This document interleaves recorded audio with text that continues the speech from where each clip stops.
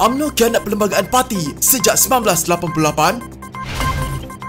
Undang-undang khas lindungi menteri bakal digubal. Mahu haramkan UMNO, ini amaran UMNO pada Perikatan Nasional. Zahid semakin dipinggir dari UMNO.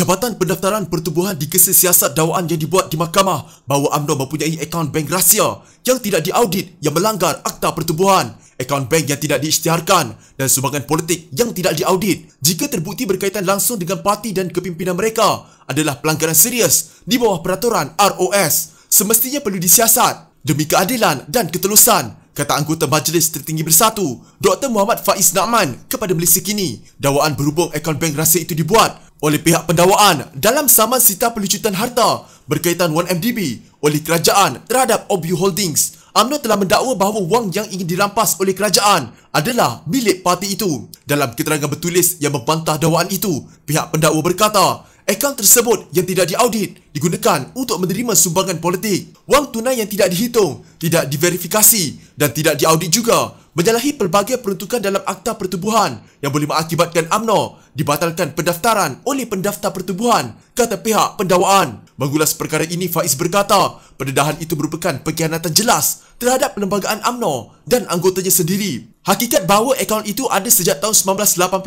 juga akan memburukkan bekas Presiden UMNO yang sudah tentu mengetahui kewujudannya atau mendapat manfaat dari akaun itu. Tambahnya, Dr. Mahathir Mohamad adalah Presiden UMNO pada tahun 1988. Dia juga bekas pengerusi Bersatu. Mahathir pada tahun 2015 mengatakan bahawa semasa menjadi Presiden UMNO, sumbangan politik dimasukkan ke dalam akaun parti yang mempunyai 3 orang pemegang amanah termasuk dirinya. Pemegang amanah akan mempunyai akaun. Semua sumbangan terutama untuk pilihan raya dimasukkan ke dalam akaun ini. Pemegang amanah juga dinamakan sebagai pemegang equity dan pemilik harta bagi pihak UMNO. Katanya, UMNO sebelum ini dibatalkan pendaftarannya pada tahun 1988. Pada tahun yang sama, akaun tersebut dikatakan dibuka setelah mahkamah mendapati parti itu telah melanggar Akta Pertubuhan kerana terdapat beberapa cawangan yang tidak berdaftar. Cadangan supaya diwujudkan undang-undang baru berhubung cercaan dan carutan terhadap pemimpin negara termasuk Perdana Menteri ditolak Peguam Hanif Khatri Abdullah. Beliau berkata, cadangan undang-undang itu lebih buruk daripada Akta Anti Berita Tidak Benar yang diperkenalkan oleh Kerajaan Barisan Nasional pimpinan Najib Razak. Zaman Najib dulu walaupun diserang pelbagai pihak dengan macam-macam cara, namun kerajaan tidak memperkenalkan undang-undang khas untuk melindungi pemimpin, kata beliau. Beliau mempersoalkan sama ada Kerajaan Perikatan Nasional lebih durjana daripada kerajaan Najib dengan menerima cadangan itu. Kerajaan Najib hanya menggubal undang-undang anti berita tidak benar, tetapi undang-undang itu terpakai untuk semua orang, bukan untuk melindungi pemimpin semata-mata. Sekarang, Senator Razali Idris cadangkan undang-undang jangan cerca pemimpin Perdana Menteri ini lebih zalim daripada undang-undang anti berita tidak benar. Cadangan beliau mengadakan undang-undang khusus yang menjadikan perbuatan mencerca pemimpin sebagai perbuatan jenayah, katanya kepada portal FMT. Hanif yang juga peguam kepada bekas Perdana Menteri Dr. Mahathir Mohamad berkata, pelaksanaan undang-undang yang berbeza untuk rakyat dan pemimpin dengan tujuan khusus untuk melindungi pemimpin adalah bertentangan dengan perlembagaan negara. Kerajaan tidak boleh meneruskan atau menjadikan keadaan lebih buruk dengan mewujudkan undang-undang 2 darjat. Tidak boleh wujud konsep atau undang-undang yang meletakkan pemimpin di atas rakyat dengan cara mengadakan undang-undang khusus kononnya untuk menghalang cercaan atau hinaan terhadap pemimpin. Kalau kerajaan gubal undang-undang khusus untuk menghalang cercaan terhadap Perdana Menteri atau Menteri, maka jelas kerajaan mengamalkan undang-undang 2 darjat yang tidak sah dan salah di bawah perkara 8 Perlembagaan Persekutuan. Tidak boleh ada undang-undang yang mendiskriminasi antara rakyat dan pemimpin, katanya. Hanif berkata, cercaan dan carutan orang ramai di media sosial terhadap kerajaan sepatutnya mendorongnya bermuhasabah diri, memperbaiki kelemahan selagi kritikan itu tidak membawa kepada jenayah, fitnah dan hasutan. Beliau berkata, jika perbuatan itu melibatkan perbuatan jenayah termasuk fitnah dan menghasut, maka tindakan boleh dikenakan mengikut undang-undang sedia ada tanpa perlu memperkenalkan akta baru.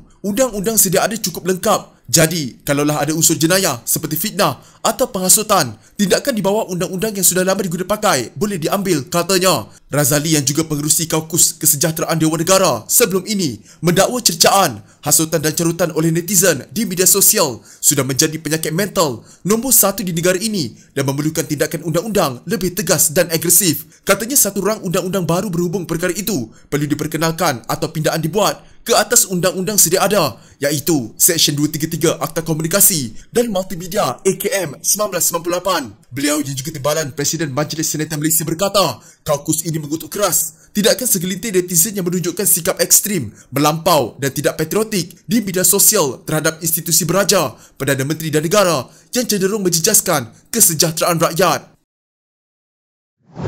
Anggota Majlis Kerja Tertinggi UMNO Razlan Rafi'i menyoal jika Bersatu mahu mengharamkan UMNO, malah Razlan turut mengingatkan Bersatu pelantikan Muhyiddin Yassin sebagai Perdana Menteri melalui langkah syaratan sebelum ini dibuat atas ihsan UMNO. Saya yakin Jabatan Pendaftaran Pertubuhan ROS tahu bidang kuasa kerja mereka. Kepimpinan Bersatu tak perlu terburu-buru nak haramkan UMNO. Menggunakan alasan teknikal untuk tujuan tersebut adalah perbuatan yang tidak gentleman. Sebaliknya Bersatu lawan UMNO dengan memenangi hati rakyat, bukannya dengan cubaan menumbangkan parti yang ditubuhkan oleh rakyat ini semenjak tahun 1946, katanya pada suatu kenyataan. Razlan berkata demikian mengulas desakan anggota Majlis Tertinggi Bersatu Dr. Muhammad Faiz Naaman sebelum ini agar ROS menyiasat dakwaan yang dibuat di mahkamah bahawa UMNO mempunyai akaun bank rahsia yang tidak diaudit yang melanggar Akta Pertubuhan. Dakwaan berhubung akaun bank rahsia itu dibuat oleh pihak pendakwaan dalam saman sita pelucutan harta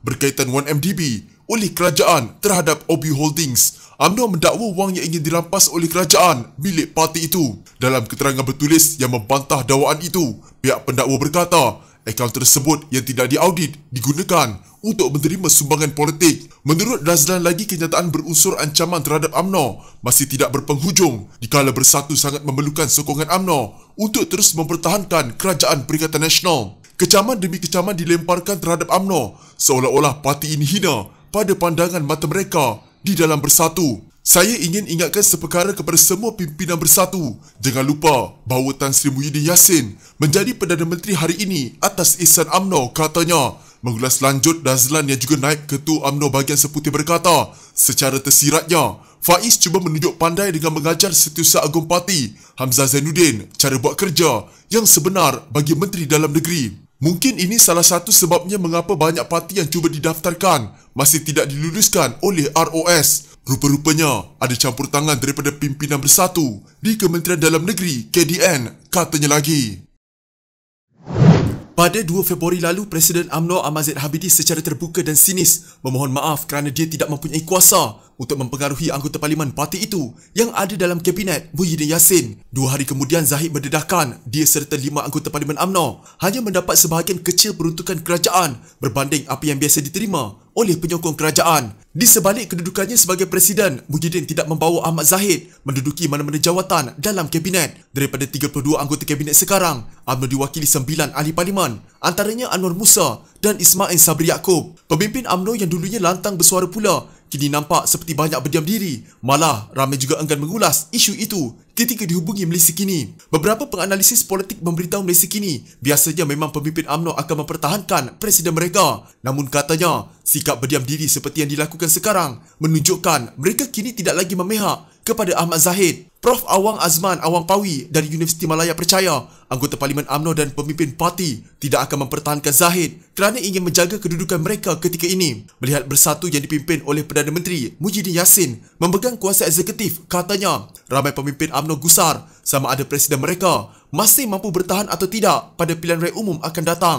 Ini adalah sifat yang muncul selepas Barisan Nasional dan UMNO kalah pada PRU 2018. Sekiranya kumpulan Zahid dijangka menang pada PRU ke-15, orang yang hipokrit ini akan berusaha untuk menyokong Presiden UMNO itu kembali dan cuba menebus kesalahan mereka, kata Awang Azman. Bekas pensyarah kanan Universiti Malaysia Sarawak atau UNIMAS, Profesor Dr. Jeniri Amir pula berkata, pemimpin UMNO berdiam diri kerana menganggap Ahmad Zahid adalah pemimpin yang bermasalah. Jadi cara terbaik untuk mereka ialah berdiam diri dengan tidak berbuat apa-apa. ia mesej jelas bahawa Zahid tidak lagi mendapat sokongan ahli partinya, kata fellow kanan Majlis Profesor Negara itu kepada Malaysia Kini. Penganalisis politik Azmi Hassan berpendapat sikap ditunjukkan pemimpin lain dalam UMNO adalah petunjuk kepada pergolakan dalaman parti dan wujud gerakan bersama untuk menggulingkan presiden mereka. Tidak dinafikan terdapat gerakan untuk jatuhkan Ahmad Zahid dan saya yakin isu peruntukan RM100,000 yang diberikan kerajaan kepadanya adalah salah satu strategi Perikatan Nasional mahu memecah belahkan UMNO, kata Azmi. Azmi turut bersetuju strategi Perikatan Nasional itu jika benar ada akan membawa akibat buruk kerana sifatnya yang tidak adil dan akhirnya memangsakan para pengundi. Jelas Azmi, strategi untuk memecah belahkan UMNO tidak halus akan pengundi dapat nilai niat utama Perikatan Nasional. Pada saya,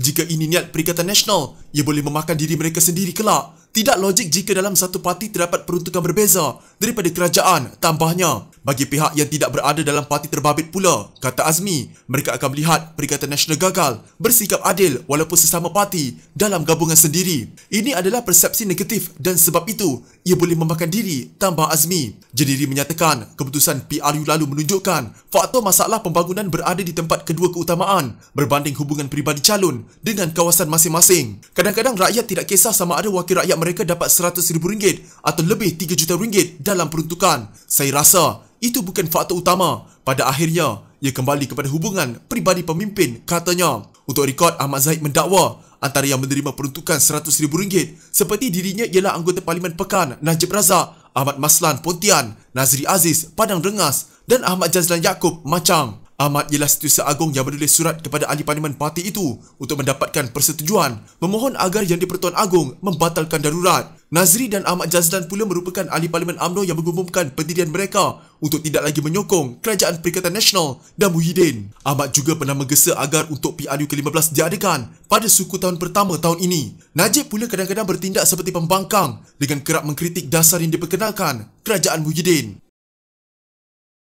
Jika anda mempunyai gejala seperti demam, batuk dan sesak nafas, jangan berlengah untuk terus ke klinik atau hospital bagi menjalani ujian saringan. Bersama kita tangani wabak COVID-19.